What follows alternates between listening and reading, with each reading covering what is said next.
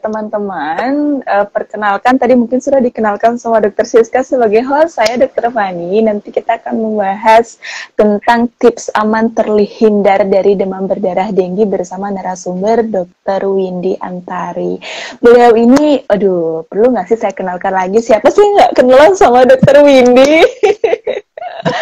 Dokter Windy sehari-hari prakteknya di Rumah Sakit RSUD Mangusade Kabupaten Badung ya dok ya, dan sudah senior sekali terutama di bidang kedokteran anak, apalagi di bidang neonatologi atau ilmu anak yang baru lahir. Banyak banget pasien-pasien saya kalau kontrol ke sini dok, meskipun dari Tabanan, tapi saya dulu lahiran sama Dokter Windy dibantu. Ya, sehat-sehat di situ. Oke. Dokter Siska, kita mulai aja kali ya diskusinya ya. Oke, Dokter Windy, ini hari ini kan kita membahas tentang demam berdarah ya dok ya. Nah, mungkin bisa dijelasin sedikit kepada teman-teman yang lagi nyaksiin kita di IG Live malam ini. Kenapa sih sampai kita membahas demam berdarah? Kasusnya itu lagi naik, bener nggak dok? Nih, kalau saya di fase 1 memang kasusnya lagi naik, sering rujuk ke rumah sakit. Di rumah sakit gimana? Naik juga nggak kasusnya? Iya. Ini kebetulan memang saya waktu 2 hari yang lalu, dan memang itu hampir 80%-nya kasusnya adalah demam berdarah. Memang lagi banyak-banyaknya. Iya, bahkan saya ngerawat pasien itu kakak beradik satu kamar itu baru keluar papa mamanya. Kakak beradiknya yang opname, anak-anaknya. Jadi memang lagi banyak-banyaknya kasusnya ya. Ya. Dan itu biasanya giliran ya dok ya, habis kakak, adik, habis itu mama, papa. Iya, mungkin kebetulan nyamuknya nomplok di situ. Jadi memang dia lagi senang-senangnya gigit di situ. Jadi ya sekeluarga, biar sama rata sama bahagia. Ya, sama-sama ketemu sama dokter ya. Oke, tapi memang sih teman-teman, untuk kasus DB sendiri memang sedang naik di Indonesia maupun di global, karena itu juga kita kan lagi ada pemanasan global ya. Jadi kayak cuaca yang tidak menentu akhirnya membuat nyamuk itu menjadi sangat gampang berkembang biak dan akhirnya lebih mudah untuk menginfeksi kita ya dok ya. Nyamuknya dulu yang kena virusnya, abis itu virusnya dioleh-olehin ke kita waktu dia gigit kita. Nah, tapi dokter, kalau kita membahas tentang demam berdarah nih, sebenarnya usia berapa aja sih yang bisa kena demam berdarah? Apakah anak-anak itu cukup rentan sebenarnya? Atau semua usia juga itu kena? Kalau demam berdarah itu pasti semua usia bisa kena ya, kecuali yang memang nggak pernah buka kulitnya, nggak bisa digigit sama nyamuk ya, satria baja hitam itu kayaknya nggak mungkin kena. Tetapi kalau kita sebagai manusia, jadi hampir semua bisa. Tapi memang ada usia-usia tertentu, biasanya di usia produktif itu antara paling banyak kejadiannya itu memang anak-anak usia yang 14 tahun ke atas sampai dengan dia itu 44 tahun orang dewasanya. Tapi semua ada sama rata dari lahir pun mungkin ada usia-usia muda yang bisa kena, bahkan lansia. Kalau dokter sendiri yang paling muda itu usia berapa dok? Pernah ngerawat? Saat ini saya lagi ngerawat, kebetulan anak lagi ngerawat di ruang VIP, kebetulan anaknya medis juga, itu usianya 5 bulan.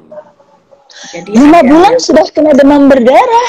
Wow. Iya, kakaknya kena kemarinnya, sekarang dia gilirannya. Oke, dan ternyata dia tidak memandang latar belakang pekerjaan kita ya dok ya, bukan hanya di pedesaan tapi di kota juga ya dok ya, sama aja. Justru kita harus tahu bahwa sebenarnya uniknya kalau nyamuk itu, kalau yang dibawa sama nyamuk yang membuat penyakit demam berdarah ini kan nyamuknya khusus, nyamuknya nyamuk Aedes aegypti, dan juga albopictus. Akan tetapi kalau nyamuk-nyamuk yang lain Culex gitu dia nggak ada bawa kuman atau virus den namanya. Jadi ada perlu diketahui bahwa virus itu yang dibawa oleh nyamuk itu ada 4 macam. Jadi bersaudara semua, den 1, den 2, den 3, den 4. Jadi Raden gitu ya. Raden, jadi dia bangsawan berempat ini dia berceritanya. Nah, sayangnya kalau misalkan nyamuk ini yang kita harus tahu dia itu justru sukanya bukan di tempat-tempat yang kotor, dia sukanya di tempat yang sejuk ya, jadi tempat yang mampu membuat dia itu nyaman sebenarnya itu, apalagi kalau tempatnya misalnya ada genangan air yang bersih, di situ justru yang kita kecelenya, bukan di tempat yang Seperti kotor justru itu harus seperti kita ingat. bunga kayak gitu ya Dok ya.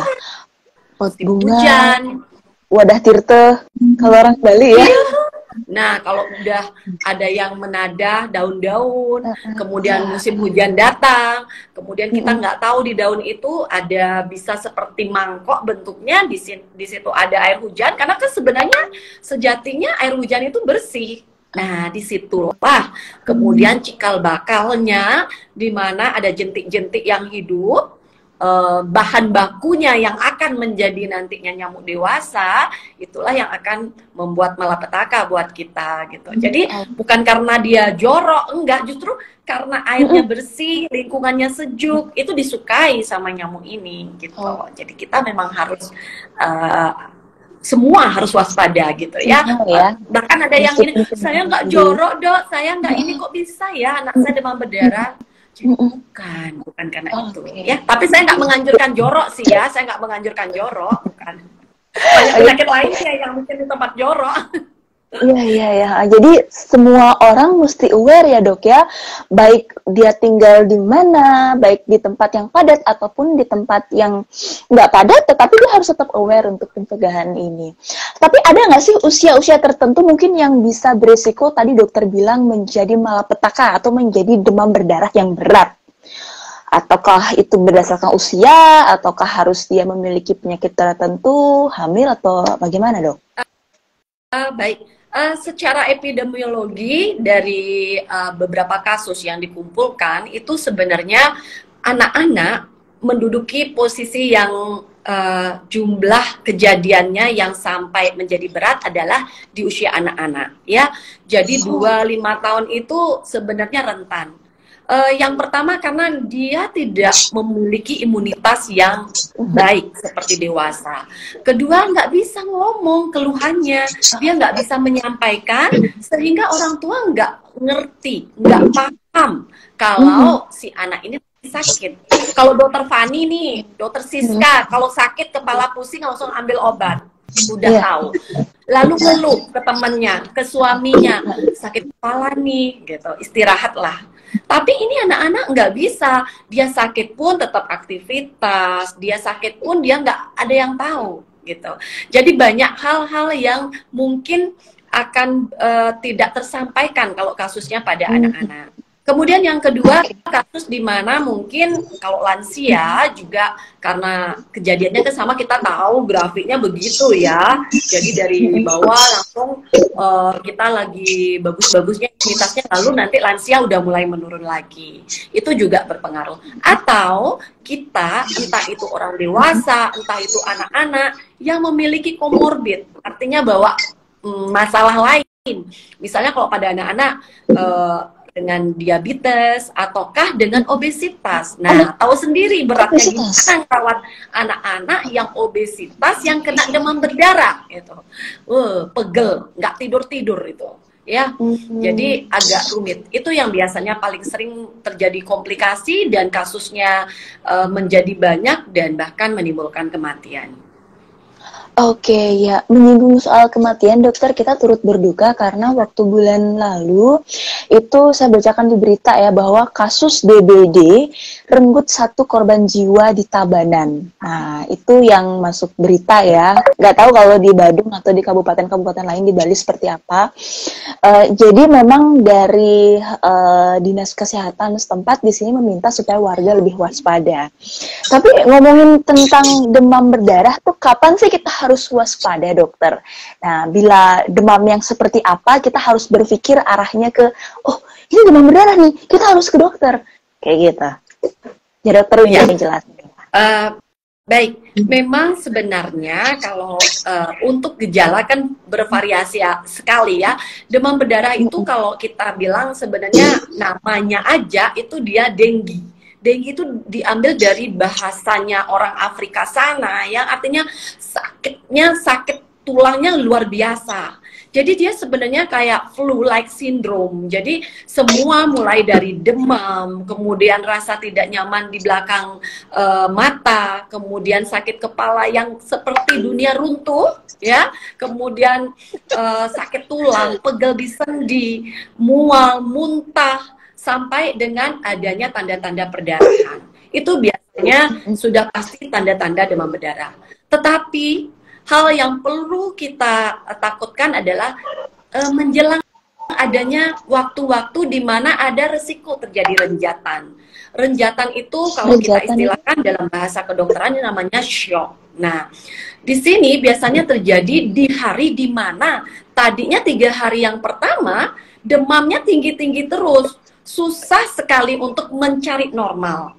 Nah, tiba-tiba suhunya udah mulai nih ke 38, 37,5, bahkan menjadi dingin. Itu menjelang hari biasanya dekat-dekat hari ketiga, keempat ya.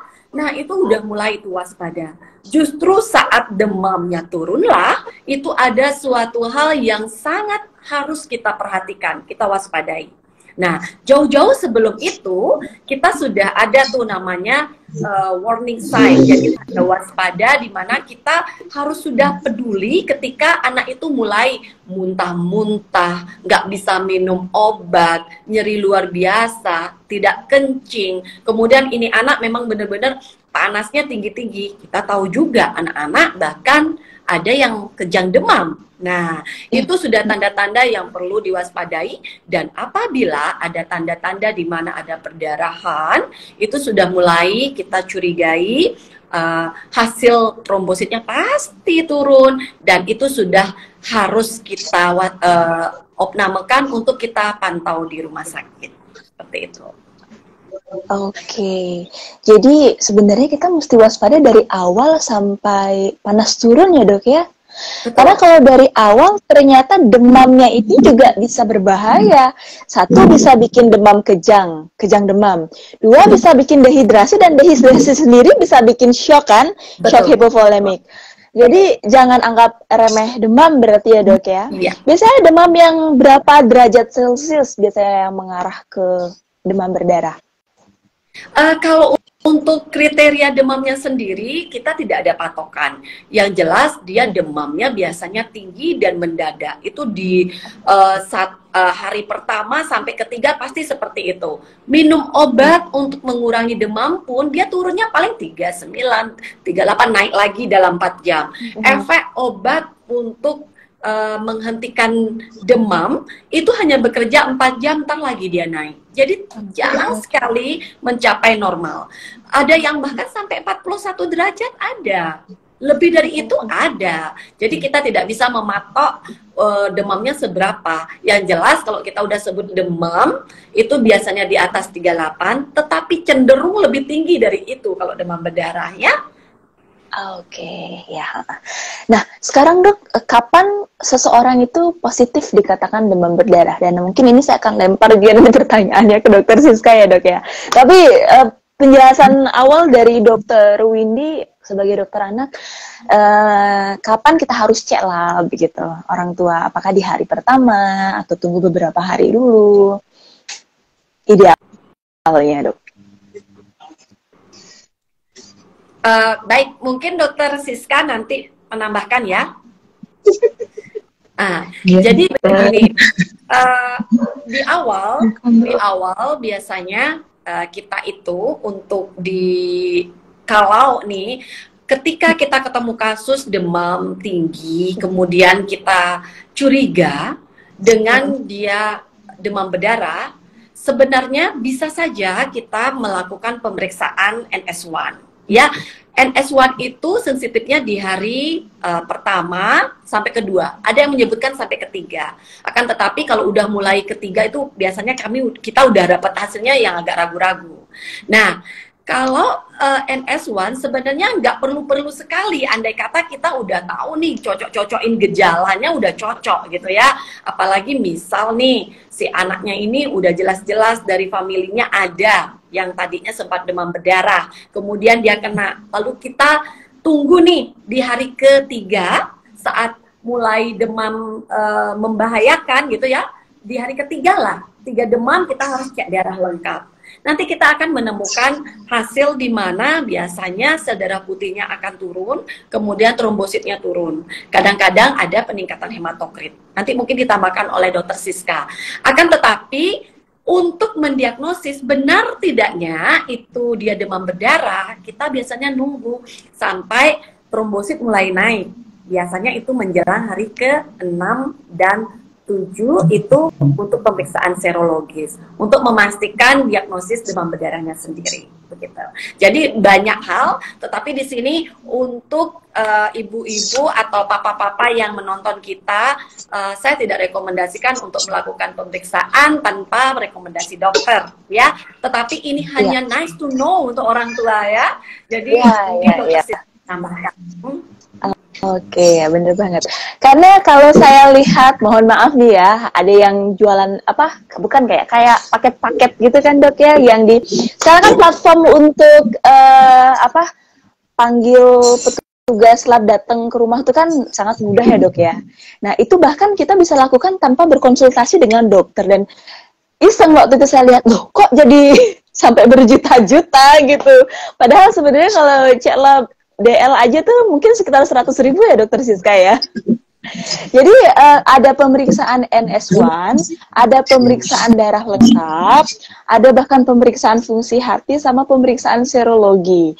Nah mungkin dokter Siska nih saya tanyakan, sebenarnya yang paling penting itu apa, dan perlu nggak ngecek semuanya? Harus konsultasi dulu sama saranin perlunya apa aja? Banyak nih pertanyaannya. Iya. Terima kasih dokter. Ini tadi sudah dijelaskan lengkap sekali sama Pak Windy. Kalau dari saya ada tambahan sedikit ya dok ya. Memang sih seharusnya itu memang kalau dari kami itu dengan pemeriksaan dari dokter harus ada pengantar dari dokter seperti itu. Kemudian itu juga dari jenis demam itu kan nggak cuma karena ke virus, bisa juga karena infeksi saluran kencing seperti dokter Willy bilang tadi itu kan dari dokter sendiri maunya mengarah kemana biar nggak kemana-mana pemeriksaannya jadinya mahal kan seperti itu. Nah kalau memang dokter curiganya ke virus, oke, pemeriksaannya mungkin ke DL sama kalau yang awal-awal NS1, tapi kalau udah lanjut bisa ke serologi kan seperti itu ya. Kemudian kalau memang demam itu dokternya mengarahkan mungkin katanya itu ke tifoid atau bisa juga karena infeksi saluran kencing kan beda lagi pemeriksaannya, nggak harus memerlukan NS1 atau apa enggak walaupun itu lagi musim DB ya dok ya. Oke. Ini kan ada pembahasan kalau memang demam tapi dia itu nggak mengarah ke virus atau dia cuma mengarahnya kan misalnya ke infeksi saluran kencing, dia pemeriksaannya biasanya DL sama UL seperti itu. Enggak, kita sarankan ke NS1. Kalau memang kita kerjanya ke arah tifoid biasanya ya beda lah biasanya seperti itu. Dan itu pun pemeriksaannya nggak di hari pertama atau hari kedua seperti itu kan dok ya. Biasanya itu bahkan di hari kita harus menunggu ya sampai di hari ke-6 dan 7. Tapi kan ya kita balik lagi kalau dari kami sih memang itu dok, kalau memang sudah ada pemeriksaan sudah ada pengantar dari dokter, tidak ada saran dari dokter gitu, kita biasanya tidak menerima masker itu. Kami juga ada permintaan dari dokter gitu juga. Tapi kalau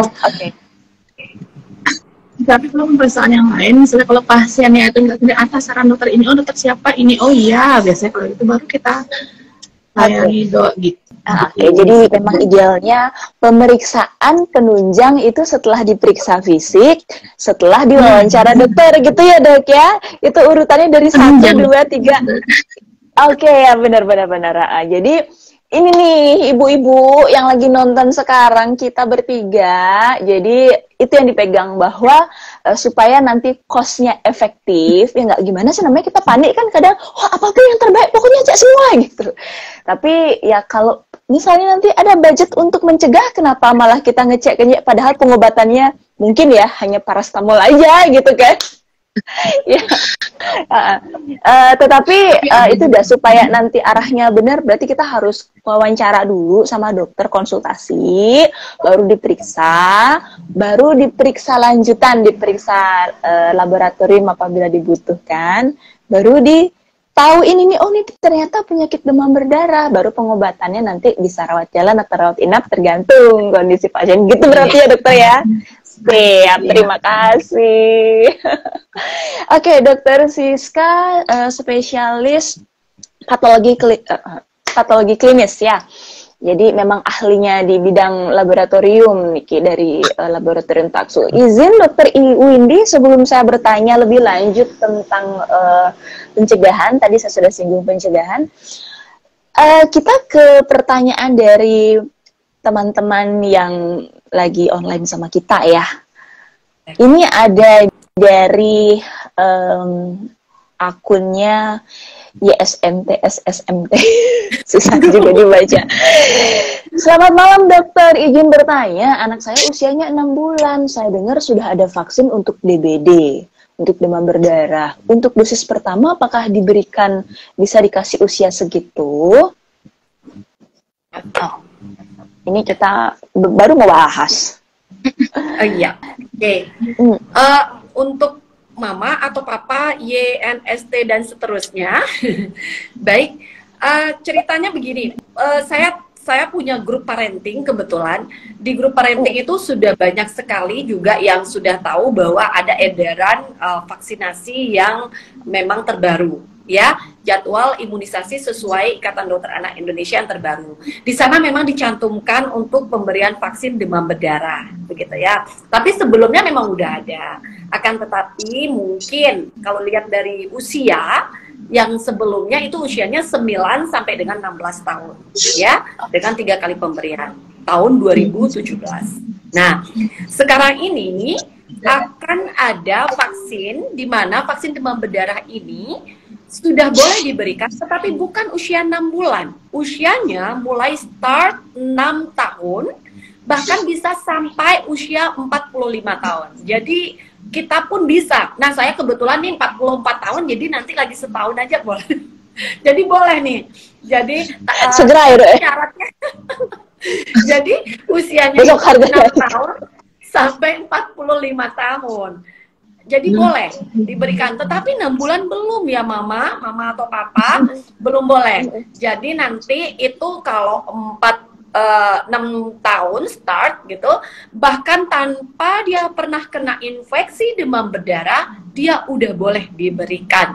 Kalau yang dulu mungkin vaksinnya itu harus diperiksa dulu serologisnya, dipastikan dulu kalau vaksin tersebut pernah nggak menginfeksi anak itu pernah nggak terinfeksi demam berdarah. Baru kita berikan kalau sudah pernah vaksin yang sebelumnya, yang 2017. Tapi yang sekarang tanpa infeksi, entah kalau kita istilahnya seropositif, seronegatif, artinya udah kena ataupun belum. Nah, dia udah boleh divaksin usianya 6 tahun. Mungkin ibunya udah pada kalang kabut ya, tapi itu ya. Kita udah mau banget. Iya, karena masih memang kan ingin memberikan perlindungan yang terbaik untuk anak ya. Siapa sih ibu yang tidak penelitiannya ada untuk anak yang lebih muda lagi ya. Jadi sabar ya mama seperti papa ya. COVID kan udah bisa dikasih untuk usia 6 bulan ya. Tapi barangnya aja yang belum ada. Iya, betul. Udah semangat, semuanya udah semangat vaksin loh, melihat dari pengalaman betapa vaksinasi COVID itu bisa benar-benar menyelamatkan nyawa. 2021 waktu masih varian Delta itu kan kita banyak yang jadi korban karena nggak ada yang vaksinnya masih sedikit banget kan. Sekarang udah orang-orang udah punya kekebalan. Ternyata kekebalan itu sangat manjur gitu untuk membuat kita tambah kebal. Dokter, kalau untuk kasusnya ibu tadi nih yang belum bisa vaksin demam berdarah, lalu apa yang bisa mereka lakukan untuk melindungi anak-anaknya dari infeksi virus dengue atau penyebab demam berdarah? Baik. Kalau memang sih kalau kita kembali lagi tuh dari dulu kita udah dikasih tahu ada yang 3M ya. Jadi nanti mama papanya pasti udah ngerti tuh gimana kita itu melakukan bersih-bersih sehingga apapun misalnya sampah dimanfaatkan, kemudian kalau ada genangan air kita harus ganti atau buang dengan baik, kemudian kita kuras gitu ya, kemudian kita buat menjadi tidak nyaman untuk si nyamuk ini berkembang. Karena itulah cikal bakalnya. Itu 3M itu langkah-langkahnya harus sudah dilakukan ya. Menguras, ya, lalu menutup, lalu dia itu dimanfaatkan. Kalau misalkan misalkan ada sampah atau hal-hal yang memang masih bisa dimanfaatkan, didaur ulang gitu, sehingga tidak menjadi tempat di mana nyamuk itu berkembang. Jangan pernah menggantung sesuatu karena nyamuk suka hidup di gantungan baju. Kita baru datang. Nah, itu senang sekali. Yang ketawa itu kayaknya penohok nih. Iya. Oke, catat ya, jangan menggantung-gantung baju lagi sekarang berarti ya. Cuci dia suka. Cuci taruh lemari yang bagus. Betul. Karena kalau misalkan hanya fogging, nah fogging itu tidak menyelesaikan segala masalah. Fogging itu hanya membunuh nyamuk dewasanya. Akan tetapi nyamuk itu bisa bertelurnya sampai beribu-ribu, puluhan ribu untuk bertelur, dan itu bisa menjadi banyak nanti nyamuknya. Nah, apabila memang nyamuknya berbentuk jentik-jentik, ini biasanya terbunuhnya dengan abate. Jadi kita memang taburkan itu. Tapi intinya kita harus rajin bersih-bersih. Walaupun kita sudah di tempat yang bersih, kita bersihkan kembali genangannya. Yang terbuka untuk penampung air kita tutup begitu. Dan daur ulang apa yang memang bisa dilakukan daur ulang. Pokoknya hidup bersih, tetapi memang jangan membuat si nyamuk nyaman gitu ya. Oke.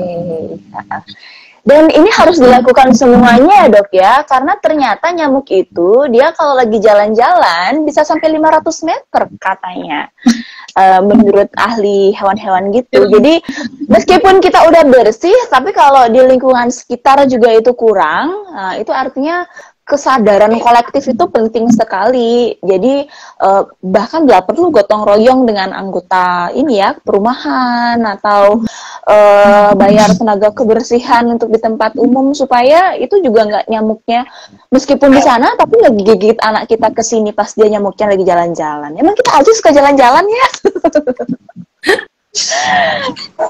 Oke. Jadi kita. Ya. Dan memang juga sekarang kan untuk pembebasan lahan ada banyak yang dulunya itu mungkin kayak orang Bali bilang kebun atau tebel itu dijadiin bangunan, habis tebel itu bagian belakang ya, kebun ya, sawah, akhirnya mungkin ekosistem mereka juga terganggu ya, akhirnya mereka juga cari rumah baru. Nah jadi memang itu saling mempengaruhi. Mau nggak mau ya namanya konsekuensi, ada risiko ya harus kita hadapi. Tapi supaya kita nggak ikutan kena sakit ya yuk kerjanya lebih banyak jadinya. Jangan mau enaknya aja dok ya. Dokter, ini ada pertanyaan dari Angga Putra. Malam Dokter Windy, apakah pemberian jus guava benar bisa membantu mempercepat pemulihan diri pada anak? Nah ini tentang pengobatan kita belum sempat singgung sih ya. Mungkin bisa Dokter Windy dibantu jawab. Baik, untuk Bapak Angga, jadi begini, sebenarnya saat demam berdarah itu sebenarnya penyebabnya virus. Sifatnya infeksi virus itu sebenarnya self-limiting disease. Jadi dia akan sembuh nantinya walaupun tanpa diobati. Akan tetapi khusus untuk demam berdarah ini ada masa di mana dia akan menjadi berat oleh virus-virus jenis tertentu. Biasanya kita curiga itu DEN3. Virus ini tidak boleh dianggap sepele karena akan ada dia mengeluarkan suatu zat di mana zat itu akan merusak tubuh kita, itu istilahnya. Jadi dia membuat segala sesuatu yang harusnya tidak terjadi perdarahan menjadi perdarahan. Kemudian yang harusnya tidak ada cairan di tubuh yang keluar, dia keluar. Sehingga disitulah mengapa pengobatan demam berdarah itu minum sesering mungkin. Tapi boleh dibuktikan siapa aja yang pernah demam berdarah. Karena saya udah pernah nih. Waktu kecil. Angkat tangan. Saya kira nggak ada yang nggak pernah. Cuman ya berat atau enggak gitu aja ya. Kalau saya yang berat, kebetulan saya sudah sampai shock ya. Oh iya, Betul. Saya sampai shock waktu kecil ya, kelas 3. Nah, kenapa kita disuruhnya minum? Siapapun kalau ada yang mau menyarankan kita minum, pengen nabok rasanya, karena nggak mungkin. Mualnya luar biasa, sakitnya luar biasa. Ada yang menawarkan makanan yang terenak pun kita nggak pernah akan bisa. Itu jeleknya. Nah, kenapa disampaikan jus buah gitu ya?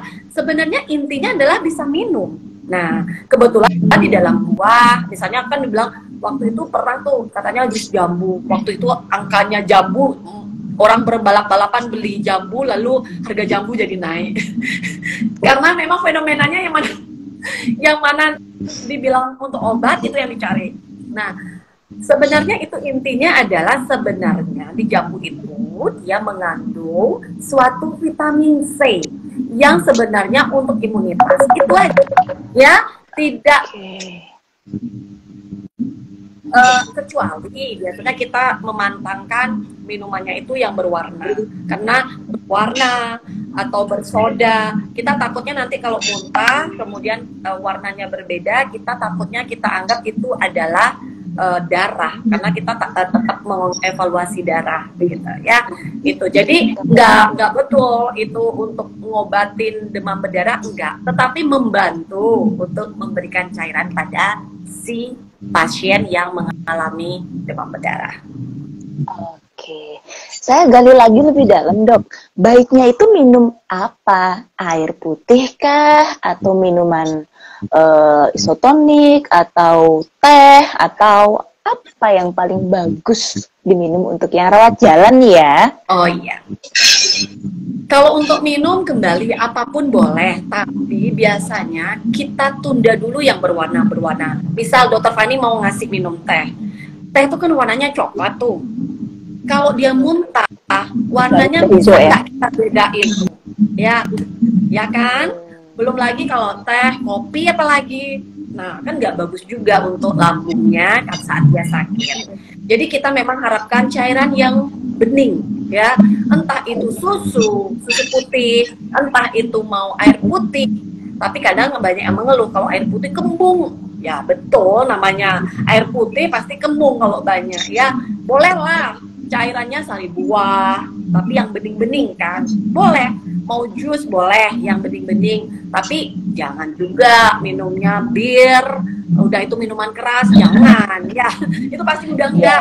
Pokoknya apa aja boleh. Yang penting itu kita soalnya memantau diri sendiri. Cairannya biar nggak berwarna dan tidak mengiritasi dari lambung. Itu sebenarnya intinya. Yang penting pasti bisa masuk ya, Dok ya. Yang penting bisa masuk. Bisa masuk. Masuknya. Mau dicariin apa tuh ternyata nggak bisa masuk. Ketemu dokter Windinya bukan di Instagram tapi di rumah sakit nanti. Aduh, amit amit. Dokter, bila mana demam berdarah itu butuh perawatan rawat inap nih supaya jadi awareness juga untuk ibu-ibu supaya kalau misalnya harusnya dibawa ke rumah sakit nggak telat dibawa ke rumah sakit gitu. Apa yang harus kita pantau tanda-tanda bahayanya?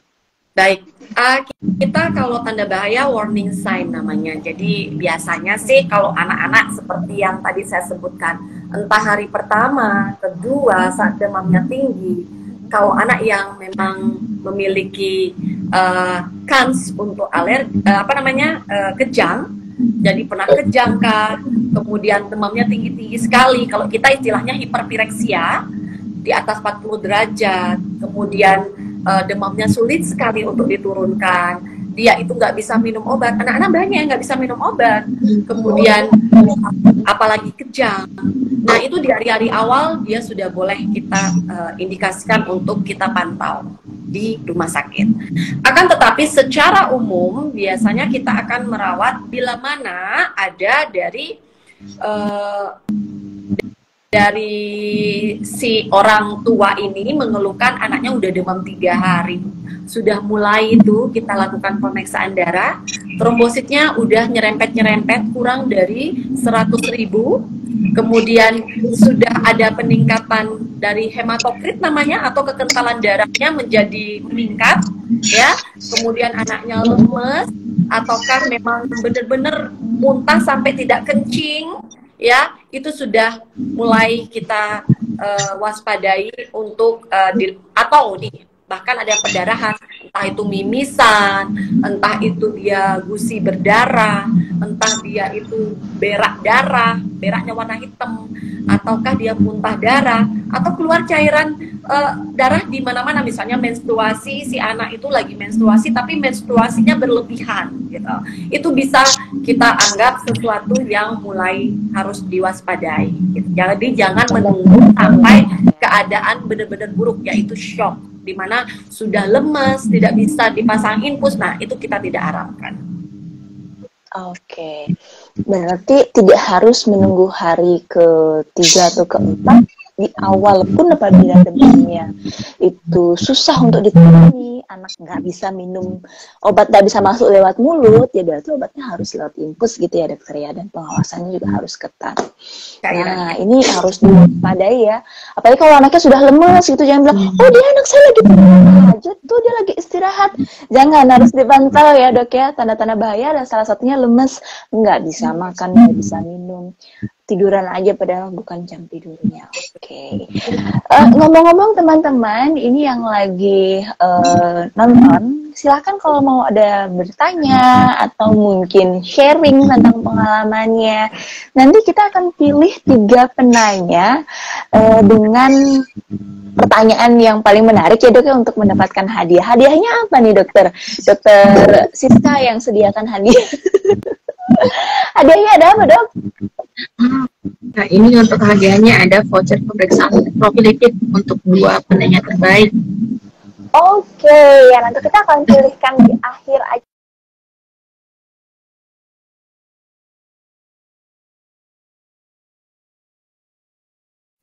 Saya kembali pengen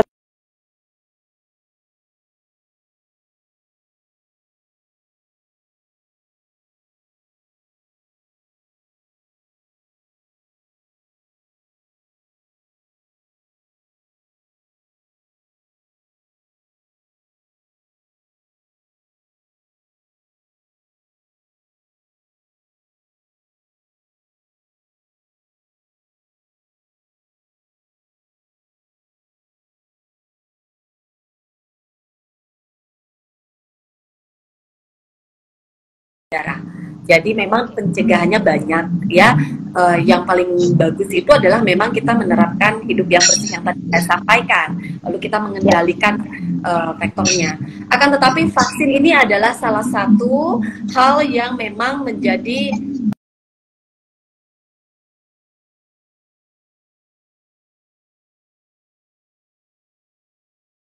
vaksin memang tidak akan pernah menjamin 100% seorang yang mendapatkan vaksin tertentu bisa terhindar dari penyakit itu 100%. Tidak. Vaksin itu sifatnya kalau dia sudah punya efektivitas di atas 60%, maka dia sudah dianggap sudah mampu ya menolong. Satu, kalau dia mencegah itu bagus banget. Kedua, membuat ringan penyakit aja udah sangat-sangat luar biasa gitu ya. Jadi kita yang harusnya meninggal nggak jadi meninggal gitu ya. Nah, atau kita yang sakitnya berat jadinya ringan. Nah, oleh karena itu kita udah rasakan nggak perlu jauh-jauh. Sebenarnya penyakit demam berdarah ini harusnya iri dia sama si COVID. COVID baru ada penyakitnya, udah langsung dicariin vaksinnya, langsung sudah dibuat, semua dapat. Nah, ini kita demam berdarah udah ada dari tahun dodol ya, tahunnya sampai kita tuh belum lahir, udah ada. Tetapi dengan angka kesakitan dan angka kematian yang tinggi, kok nggak ada vaksinnya. Nah, ini adalah berita baik. Ketika ada vaksin, maka kita lihat dia vaksin yang demam berdarah ini sudah dari penelitiannya menyampaikan bahwa efektivitasnya itu 60-82% itu mampu membuat demam berdarah ini menjadi gejalanya lebih ringan.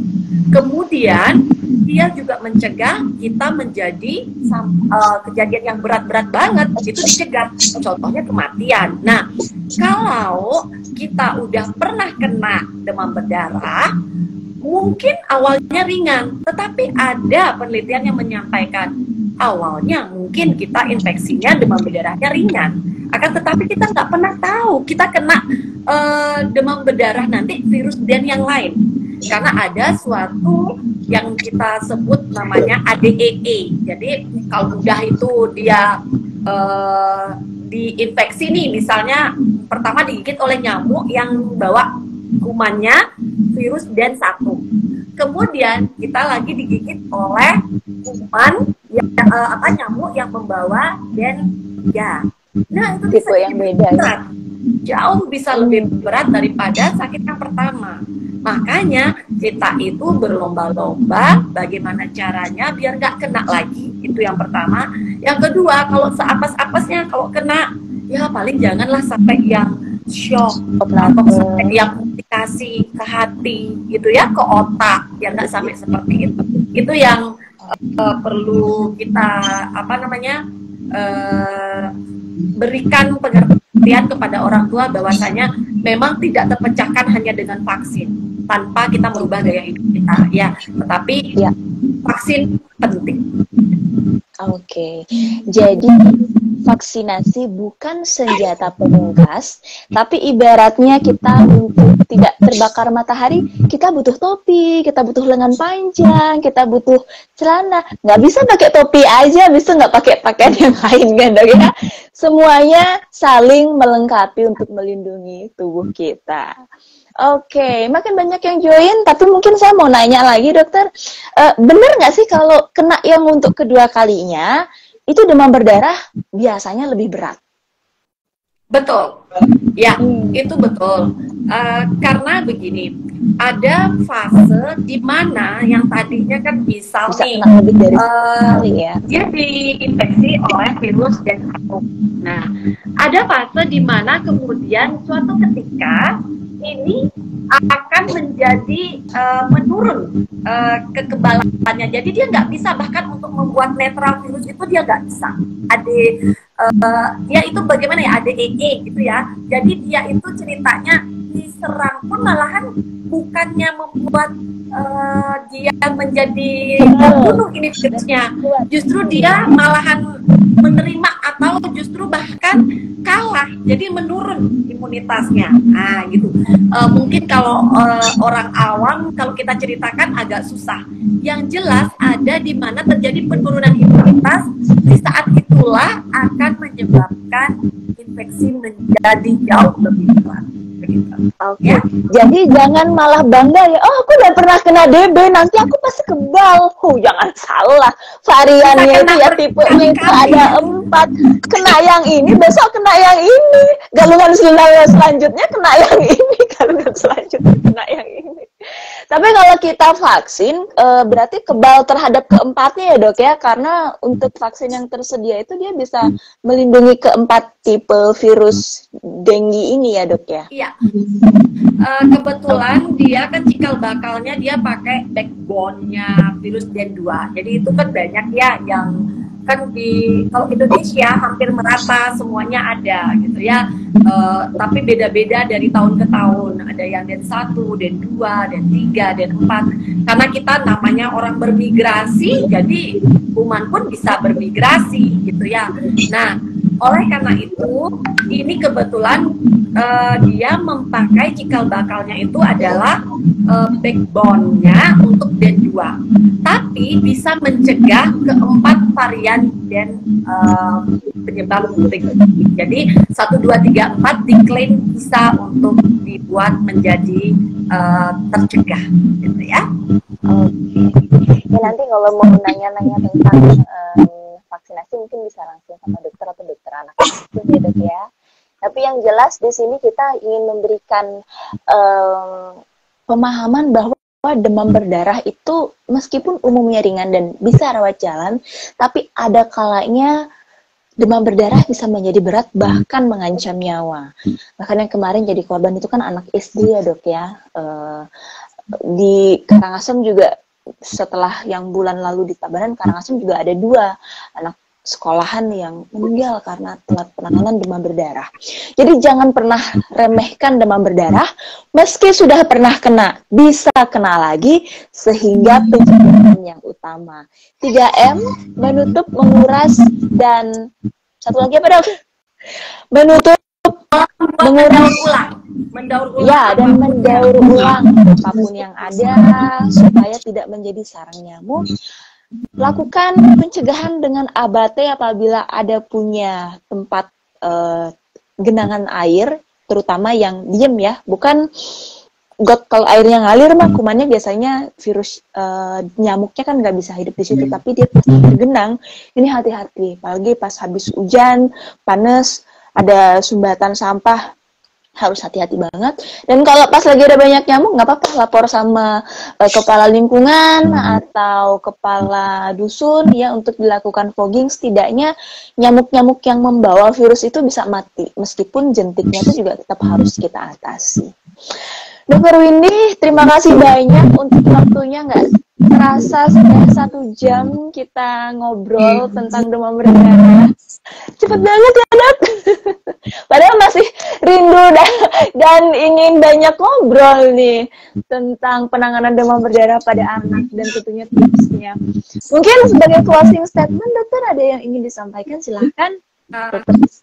Baik, saya ingin memberitahu papa mama di sini bahwasanya sekarang kita harus lebih waspada. Tidak hanya demam berdarah ya, tetapi memang saat ini demam berdarah lagi tinggi-tinggi kejadiannya. Ayo kita cegah demam berdarah, jangan biarkan keluarga kita sakit. Dan jangan lupa bila mana memang apes nih, kena demam berdarah gitu ya, atau sakit nih gitu, jangan selesaikan sendiri, konsultasikan dengan dokter. Dan memang bila mana memerlukan suatu pemeriksaan, jangan memeriksa sendiri laboratorium. Itu yang bisa saya sampaikan. Semoga bermanfaat apa yang kita obrolkan hari ini kepada orang tua, biar orang tua tidak menjadi khawatir, tetapi tetap waspada ya. Oke, terima kasih banyak Dokter Windy. Terima kasih Dokter Windy. Silakan Dokter Siska untuk menutup acara, mungkin juga mau menyampaikan siapa pemenang atau yang mendapatkan hadiah dari laboratorium vaksin untuk malam hari ini. Ya, terima kasih Dokter Ani dan Dokter Windy. Wawancara malam ini bagus sekali topiknya ya. Saya juga punya anak 2, jadi ya saya tahu nanti jadinya anak saya pertama udah bisa vaksin. Nah, kira-kira di mana bisa vaksinnya nih dok? Itu yang nggak dijelaskan ya tadi kayaknya. Dokter Ana ada, kayaknya Dokter Fani punya deh. Oh iya, Fani punya. Ini saya, yes, kebetulan juga saya kemarin habis vaksin anak saya, dia baru ulang tahun 6 tahun kan. Nunggu-nunggu vaksin COVID belum dapet, nah vaksin dengue aja dulu, mumpung barangnya ada. Iya. Bisa skill nggak dok? Kira-kira itu untuk untuk vaksinnya itu ditanggung BPJS atau tidak? Kalau harganya, kalau kira-kira berapa dokter? Biar kita bisa nyiapin gini dananya dok. Kalau vaksin demam berdarah ya nggak mungkin ditanggung BPJS, namanya juga baru. Nanti yang berharap semoga semua vaksin tidak ditanggung sama BPJS loh, jangan salah. Iya. Itu dari pemerintah. Semoga kita berharap pemerintah mau mengimunisasi semua kita, semua selengkap-lengkapnya, sama seperti di luar negeri ya. Iya, mungkin nanti kita mintain pajak lebih banyak lagi dokter, kayak di luar negeri. Mending mana beli sendiri apa dipajakin lagi? Ya, mulai sekarang kamu dokter, jadi udah harus mandiri. Tapi kalau saya kebetulan pernah merawat nggak pakai BPJS untuk anak saya, kemarin juga habisnya kalau dihitung-hitung ya lumayan juga. Ini udah nggak yang waktu itu kita nggak sampai ke rumah sakit ya, tapi karena kondisinya di rumah agak butuh sampai infus dan lain-lain, cek lab setiap hari, itu kan lumayan costly juga. ya. Di awal cek NS1, di hari ke-4, 5, 6 cek DL setiap hari. Belum obat dan kalau on call. Jadi dan iya, soalnya dokternya kan mamanya sendiri. Soalnya kan kalau kita vaksin resikonya masih kita bisa takar. Mungkin kayak aku nggak beli skincare bulan ini gitu sampai bulan depan.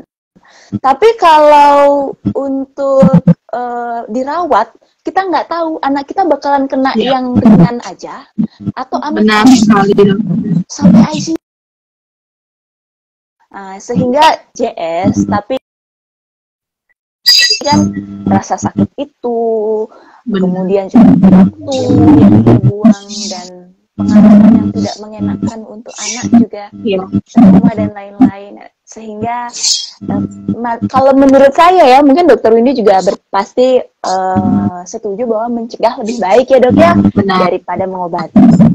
Dan lakukan semua anaknya sakit, tidak hanya bergantung terbaik, yang terbaik untuk anak ya dok ya. Biasanya saya konsulnya sama Dokter Windy juga. Kalau kita sakit, kita nggak bisa kerja. Kalau anak sakit, kita juga nggak bisa kerja. Itu juga kerugian materialnya lebih banyak. Jadi menurut saya, vaksin dengan harga walaupun mungkin agak mahal, misalkan apa yang kalau anak kita alami, karena kita pun udah nggak kerja jadinya. Gitu, ya. Iya, benar. Ya dok, nanti saya main ke dokter Fani nanti yang terdekat ya dok ya. Untuk anak saya nanti dekat rumah saya tuh terkani. Dokter ini prakteknya di mana aja dok sekarang? Kalau kita Kumar di Apotek Puri Andika. Puri Andika. Ya, praktek satu lagi di Bali. Oke, terima kasih banyak. Ya. Dok. Oh ya. Kenapa? Kalau orang dewasa kena DB 1 minggu tepar ya dok ya, nggak sekolah, nggak kerja. Kalau dapat 2 minggu dong. 2 minggu dong. Masa prodormal juga sampai masa pemulihan ya. Iya, kalau dia misalnya yang ringan, kalau yang berat itu SGOT, SGPT-nya 500 kali lipat. Ayo, ngomong apa? Mau masuk 7 hari nggak bisa. Makanya vaksin, syukur ya ada vaksin ya dokter ya, sama kayak kejadian COVID kemarin itu setelah vaksin. Yang membaik saya itu sempat juga sesak sekali dulu waktu COVID dapat ini lagi udah nggak mau lagi kayak gitu. Saya juga nggak mau nanti apa DB sampai shock seperti itu ya. Satu hari aja hilang tuh, nggak bisa kerja ya dok ya. Ya betul. Lemesnya tuh dok. Gimana? Saya jadi curhat sampai ya. Dokter, kita umumkan 2 pemenang yang tadi. Ya, di sini untuk 2 pemenang terbaik, yang pertama Putu dari sini, terus yang kedua EITSYSMPSSMP ya. Selamat ya pada para pengguna nanti diumumin lagi di postingan ya. Oke, siap. Oke. Kalau begitu mudah-mudahan teman-teman sehat selalu semua. Terima kasih sekali lagi Rizka, terima kasih. Siapa ya? Terima kasih Mama Papa yang sudah join. Dan ada Dokter Fani, Dokter Siska. Dokter Windy. Sakit selalu ya Dok ya.